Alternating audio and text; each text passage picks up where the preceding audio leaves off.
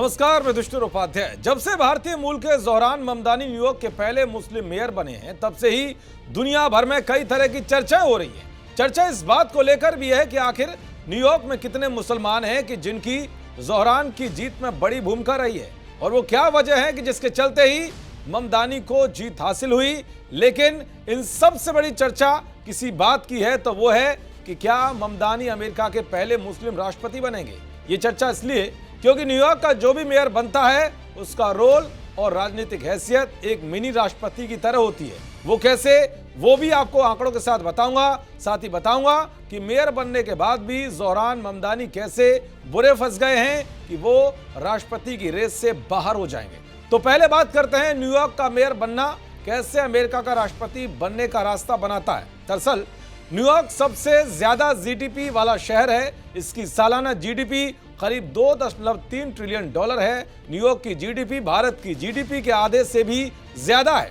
New York की अर्थव्यवस्था Germany के लगभग बराबर है, जो इसे दुनिया की 8वीं सबसे बड़ी अर्थव्यवस्था बनाती है। यहाँ वॉल स्ट्रीट सबसे बड़ा शेयर बाजार है। यहाँ गूगल, मेटा, अमेजॉन के हेडक्वार्टर हैं। संयुक्त राष्ट्र का हेडक्वार्टर भी यही है। कोलंबिया, कॉर्नेल जैसी ग्लोबल यूनिवर्सिटी है। यहाँ की जमीन और इमारतें धरती की सबसे महंगी जगह में से एक है। तो कुल मिलाकर न्यूयॉर्क का मेयर बनना अमेरिका में बहुत बड़ी बात है, और राष्ट्रपति की कुर्सी तक पहुंचने का रास्ता भी यहीं से मिलता है।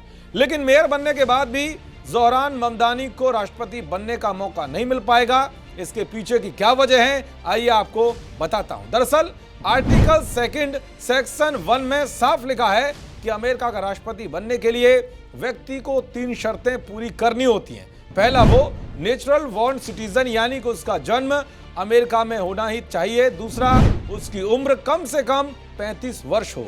और तीसरा, वो लगातार अमेरिका में कम से कम 14 साल से रह रहा हो। दरअसल ज़ोहरान ममदानी का जन्म युगांडा में हुआ था और बाद में वो अमेरिका आए, इसलिए वो जन्म से अमेरिकी नागरिक नहीं है। इसी कारण से वो अमेरिकी राष्ट्रपति नहीं बन सकते। तो ये उनके लिए एक बुरी खबर है। चलिए अब आपको बताता हूं कि न्यूयॉर्क में कितनी मुस्लिम आबादी है। तो न्यूयॉर्क में करीब 27% कैथोलिक हैं, 11% यहूदी समुदाय और 25% लोग किसी भी धर्म से नहीं जुड़े हैं। हालांकि मुस्लिम समुदाय सिर्फ 9% ही है, यानी कि इस शहर में मुसलमानों की संख्या करीब 10 लाख है। 2021 के मेयर चुनाव में मुस्लिम वोटर्स ने ज्यादा हिस्सा नहीं लिया था, तब सिर्फ 12% मुस्लिमों ने ही मतदान किया था। लेकिन 2025 के चुनाव में वोटिंग का प्रतिशत 60% से ज्यादा बढ़ गया। इसलिए ममदानी की जीत में मुस्लिमों का बड़ा रोल है।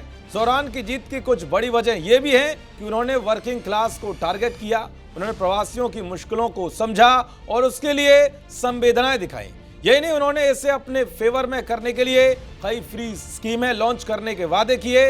मुस्लिम कार्ड से ज़ोहरान ने मुसलमान वोटर्स को टारगेट किया। महंगाई, जमीन रहने के लिए घर जैसी जमीनी जरूरतें समझकर उन्होंने न्यूयॉर्क के बाकी वोटर्स को भी अपने फेवर में करने का काम किया है। इन सब मुद्दों का ज़ोहरान की जीत में बड़ा रोल रहा है। हालांकि ये बात अलग है कि उनका राष्ट्रपति बनने का सपना पूरा नहीं हो पाएगा। देखते रहिए जी न्यूज़। नमस्कार।